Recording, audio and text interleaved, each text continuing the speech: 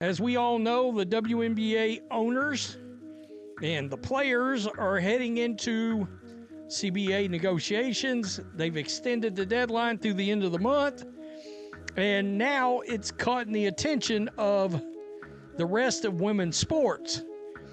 And so now the rest of women's sports. In today's episode, Caitlin Clark surges, Adam Silver hints raises, WNBA CBA, Sabrina Ionescu shirts ignite, Sophie Cunningham challenges perceptions, Angel McCoughtry spotlights Project B millions, unrivaled wobbles, who abandons WNBA first, Caitlin Clark caddies at LPGA, Kai Trump's invite triggers Golf Week outrage, Annika Sorenstam's showcase trends everywhere. About Project B that's very interesting. And I think she's saying the quiet part out loud.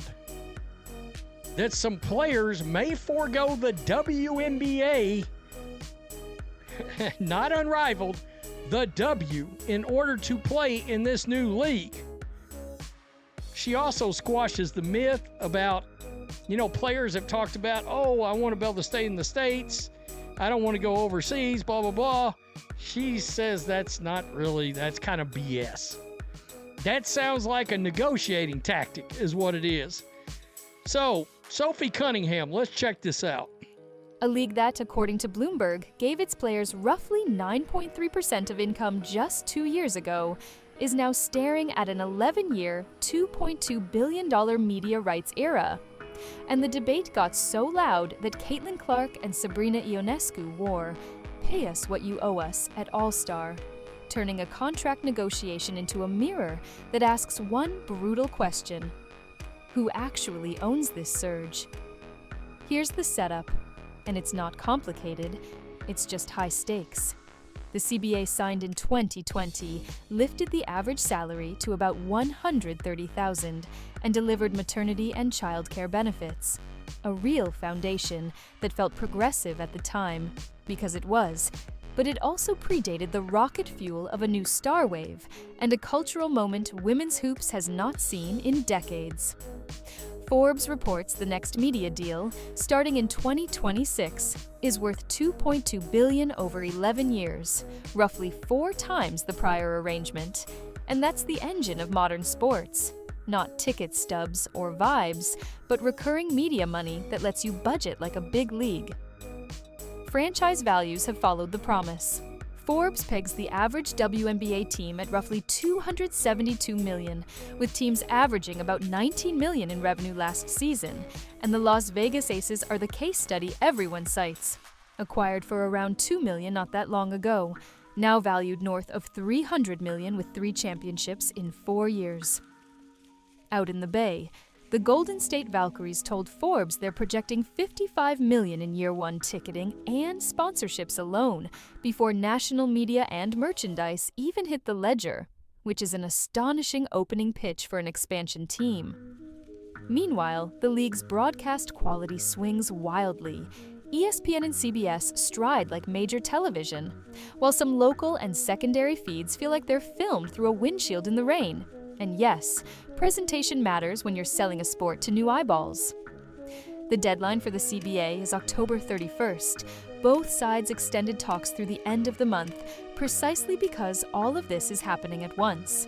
And over it all is Adam Silver saying he expects a big pay raise, but he's framing the debate in absolute dollars, not percentage comparisons to the NBA, which is code for scale matters, math rules. So what does it actually mean when a few verifiable facts collide with a new audience that arrived at speed? It means leverage shifted, not because a press release says so, but because attention did. And attention is currency in sports, the kind that networks multiply and sponsors count. It means you can't talk about pay like it's 1998 anymore. You talk about share and upside and triggers, because players know they're not just labor, they are distribution. Every clip, every sold-out lower bowl, every segment that features a rookie's name in a headline. It also means the league has to navigate a personality era without losing the room. Those all-star shirts were a message to owners, but they were also a test for new fans who tuned in for stars and stayed for storylines. And those fans are now part of the negotiation whether anyone likes it or not. And it means sustainability is the phrase that will get tossed around like confetti, because a model that depends on transcendent star power must formalize how the tide lifts all teams, not just the ones selling out because Caitlin Clark is in town. Let me give you the parable owners love to tell and players love to flip. Aces fans can still smell the paint on those banners. Bought for roughly $2 million, now worth over $300 million. And not because the owner found a money tree, but because investment met success, success met attention, and attention met media rights, which is the entire loop you're bargaining over. That's the mini story. Now the double fact. In 2022, players reportedly received around 9.3% of league income, even as team valuations averaged $272 million. Low share, high valuation. The exact kind of contradiction that fuels a lockout if you can't reconcile it. And the trend line is obvious even to people who have never watched a tip-off. Women's sports valuations are inflating on media potential, but the product still lives and dies on production quality, scheduling, and how well you showcase your biggest names. The NWSL is watching. Other federations are watching. Investors are watching, because a template built here will travel fast. Short term, the next few weeks are a stare down. Players will push for more than a raise. They'll push for mechanisms that make them participants in upside, not passengers, and owners will counter with absolute dollars, escalators, and cautionary PowerPoints about operating losses, including a reported $40 million last year that, to be clear, has not been presented here with audited backup. Optics matter, perhaps more than anyone wants to admit. That "pay us what you owe us" slogan? Some fans loved it, some bristled, and both reactions will color how this narrative plays out on social feeds, where sponsorship decisions are quietly made. Expect pressure on broadcasters to upgrade everything that doesn't look and sound like prime time, because nothing screams minor league like a muffled feed, and nothing justifies a new salary band like a premium product from Camera One. Long term, this CBA is a blueprint or a warning label, a revenue-sharing framework, maybe tied to verified media thresholds, maybe with playoff bonuses, maybe with content participation, could lock in a floor that rises with the tide and keeps everybody rowing in the same direction when the ratings spike and when they don't. But tethering pay to media cycles requires patience and transparency. It also assumes you can institutionalize star power beyond one or two names, which is the challenge every league in history has failed at least once. Winners in the near term are the top draws who can point to hard numbers and say, "That spike is me," compensate accordingly. Losers, if this drags, will be small market owners and role players caught in limbo between expectations and cash flow. Somewhere between the negotiating table and the broadcast truck sits the most practical advice of the week. Raise the floor now, reward the draw with structured upside, and fix the broadcasts yesterday. Because fans can forgive slow contracts, they will not forgive grainy feeds and shrugging owners in a boom moment. And don't forget the expert voice hovering over the discussion. When Adam Silver says a big pay raise is coming but warns against percentage theater, he's telling everyone to stop chasing the NBA's silhouette and start pricing the WNBA as its own asset. If you want the first breakdown when the actual terms drop, the share triggers, the media escalators, the one clause that decides whether this momentum is rented or owned, hit subscribe so you don't miss it the minute ink hits paper, because the fine print is where this future gets written. Because in the end, the question is deceptively simple and brutally honest. Is this the moment women's sports stop passing the hat and start setting the price? Or do we find out the surge was borrowed against one superstar's spotlight and a rights deal that looks bigger on paper than it feels in the paycheck? We got some loser that I guess was covering the Annika LPGA Pro-Am. We know Caitlin Clark made an appearance this week along with Lexi Hull, Sophie Cunningham as the celebrity caddies. And Kai Trump also played in this Pro-Am. When your league's Supermax barely clears the low 200s and a rumored global tour waves 2 to 5 million plus a slice of equity, the myth about staying stateside doesn't just wobble, it falls over. So let's ask the question everyone pretends is complicated. If the check is that much bigger somewhere else, what would you do? On the Good Follow podcast, Angel McCoughtry didn't dance around it. She compared the WNBA's top tier in the low to mid 200,000s and Unrivaled's ballpark to Project B's alleged multi-million offers. And then she took a pin to a favorite talking point by calling the "I just want to stay in the US" pitch a negotiating tactic, not a moral compass. Meanwhile, Sophie Cunningham is out here begging fans to separate on-court edge from who players are off it, saying if you actually get to know them, you'll fall in love with them. That's two conversations colliding at once, what fans feel and what players choose when the money turns real. Here's the spine of it. Angel lays out a comparison. Most front offices don't want public because it's too clean. Roughly $250,000 for the WNBA elite, 6 figures for Unrivaled, which, yes, is co-founded by Nafisa Collier and Brianna Stewart, and is trying to build a domestic, player-driven platform. And then a rumored $2 to $5 million with equity for Project B, which, according to reports, plans a global tour model. This is unconfirmed, but it's loud enough to change behavior. Athletes Unlimited is transparent and US-based, but its take-home lands in the mid-5 to low 6 figures. That's not the life-changing bracket. Angel adds color, not just numbers. She talks about Istanbul like it's a perk package, the travel, the culture, the energy, flipping that overseas is a grind narrative on its head. Then you have Sophie, who looks straight into the camera and asks people to stop treating a hard box out like a character flaw, to meet the person before you write the headline. Her point is simple and inconvenient. Fans conflate competitive with dirty, and it's costing players goodwill they need right now. Double fact to keep the room honest. The incumbent ceiling sits around $250,000, while the challenger dangles 7 figures according to reports. This is unconfirmed, but it explains why even loyalists suddenly stare at spreadsheets. Another truth.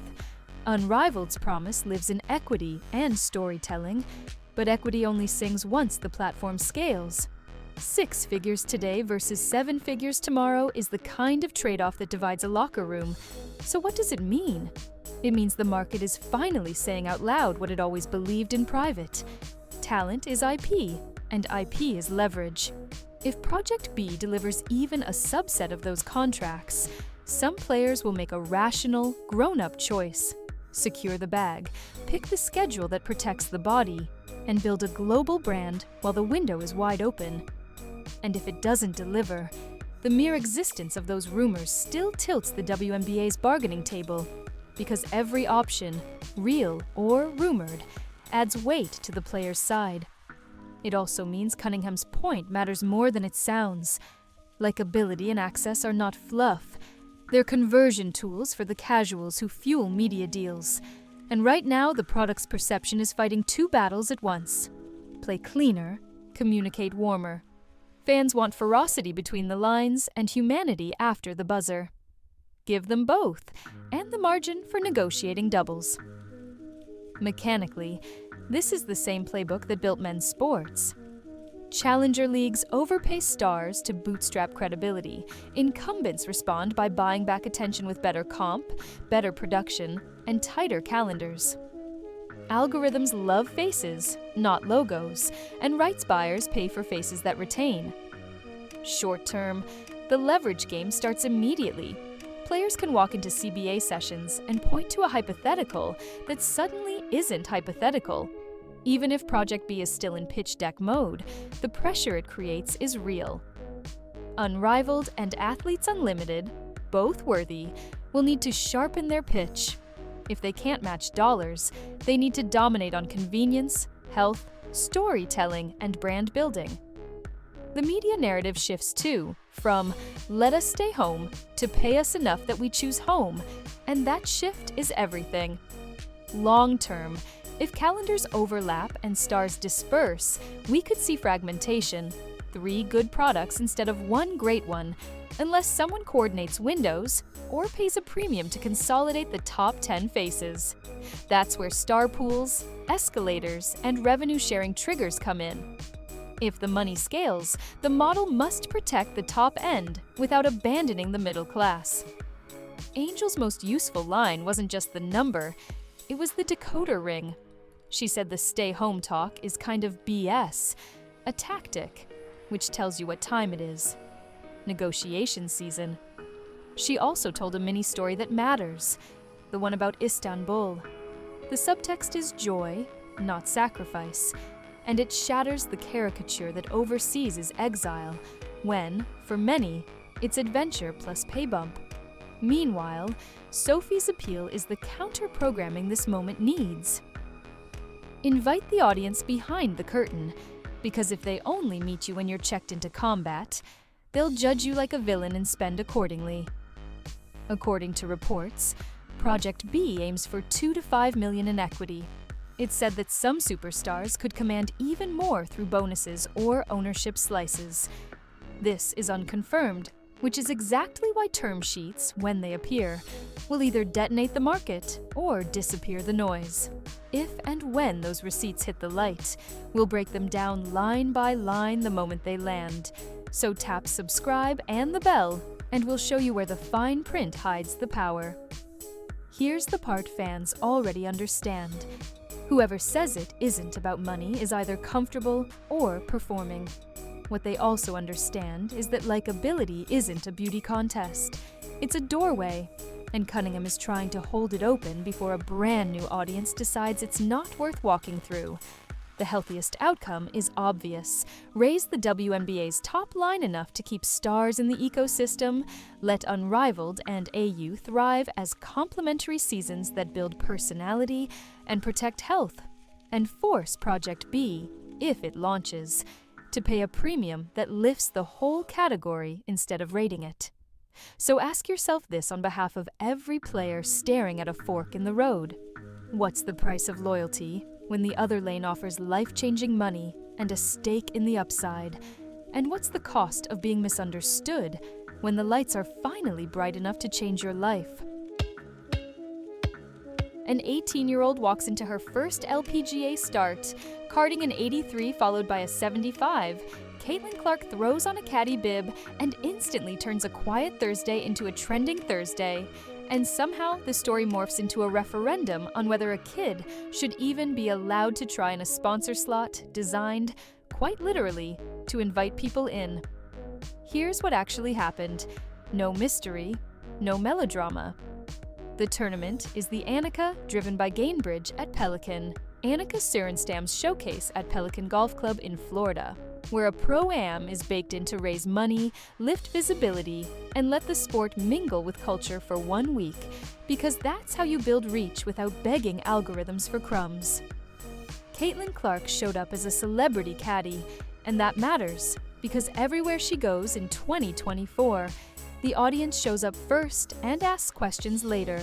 And alongside her were Lexi Hull and Sophie Cunningham, recognizable WNBA faces, lending some star wattage to a week that thrives on star wattage.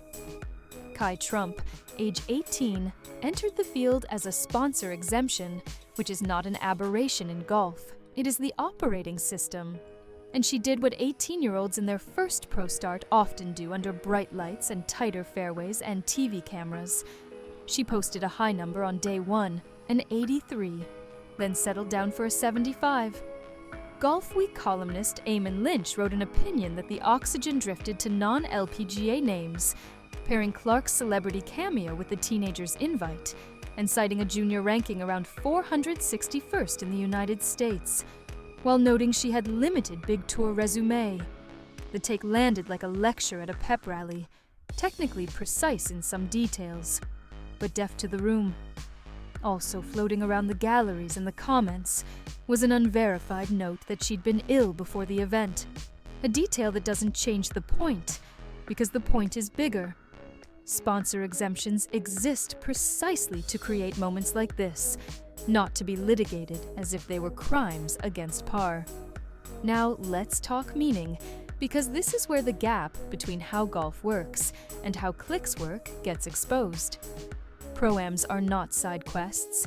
They are the business model wearing a golf glove, the place where sponsors get their selfies, charities get their checks, and players meet an audience that isn't already inside the tent. And in 2024, if you can borrow Caitlin Clark's spotlight for one afternoon and beam it onto the LPGA, you do it every time. Because that's not pandering, that's smart. Critiquing performance is fair game. Scores go on the board, and nobody gets a pass in a professional field. But using Clark's name as a headline crowbar to pry open a takedown of an 18-year-old is backward, because it treats visibility as a sin and forgets that growth comes from borrowing reach, then keeping it through the quality of the product. The mechanism is dull but undefeated. Recognizable names pull attention. Attention brings partners. Partners fund purses. And purses plus presentation build prestige. And prestige attracts more recognizable names next time. You do not break that flywheel by shaming the very guest stars who pushed it higher. Let me give you the mini story you did not see in the opinion column. At Pelican, the rope line swelled when Clark floated by in that caddy bib. Phones up, parents hoisting kids, LPGA pros smiling because more eyes are better than fewer, and they know the economy of this sport as well as anyone. And while that little surge of buzz hummed, the women who actually play this game for a living went to work striping fairways and hunting pins, and every extra glance spilled from the celebrity lane into the leaderboard lane exactly as intended. And here's the double fact that makes the scolding feel odd. Pro-Ams and sponsor invites exist to attract celebrities for charity and corporate value. And the critique framed those theatrics as a problem in the same breath. It cashed in on them by pairing Clark's name with its own disgust, which is a bit like insulting the microphone while speaking into it. The trend line this week just confirms what we already know. The Clark effect is portable, it crosses sports, it turns a Golf Thursday into a mainstream moment, and if you are building women's sports right now, you use that surge to widen the tent, not to shrink it. So what happens next? And who really gains or loses from one column and one rookie week? Short term, the LPGA wins exactly what it asked for. Extra attention on a late-season stop, new eyeballs that might stick around for Nelly Korda, Lilia Vu, or the next rookie chasing a cut line, and a reminder to sponsors that the tent can get bigger when you plug into the right cultural socket.